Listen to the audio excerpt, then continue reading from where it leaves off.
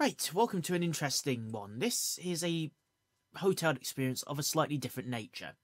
So, I came off a very late flight between Belfast and Luton, and after a long day trip, I needed somewhere to rest my head with my friend. So we decided to go and stay in a pub hotel located just off Luton Airport. Now, one thing I will say is that we were lucky that I had a car that we could get there, because I can assure you, it would have been an absolute pain to get there by public transport. And don't even get me started on the thought of getting a taxi. They're bad enough in the UK when it comes to price at the best of times.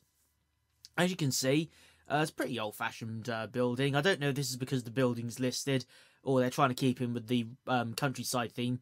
I actually thought it weren't too bad in that regard. And as you can see, we had a nice field view out of one of the public windows. Our window, on the other hand, offered this car park view with a nice patriotic St George's English flag to get you in the mood if you just entered the UK. The room itself was pretty small and basic, but it did the trick for one night. I've got no complaints at the price we paid for that. We didn't have any breakfast included. My not-so-glamorous assistant indicating why he thought the toilet area was a bit on the tight side. The sink was pretty average. We'll come back to that shower in a minute. That was the only thing I had a serious complaint about, although we didn't bring it up with the hotel at the time because my travel companion basically didn't want me to bother for some reason. The beds were pretty basic. Mine was comfy enough that I slept.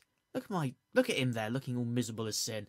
Tea and coffee facilities were provided. Nothing wrong there, it was all good. The view, about as good as you're going to get. You can't really gamble too much on these locations when it comes to view. And yeah, the shower didn't work. Cranked that thing up to top, wouldn't produce any hot water, and there were times it was trickling when I had it on full wax. So I don't know if it's an issue with that particular room or something over.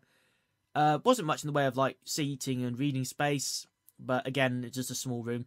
Soundproofing was a bit of an issue. My friend complained about the lack of it and the fact we could hear our noisy neighbours next door that night, although given that we were in a pub.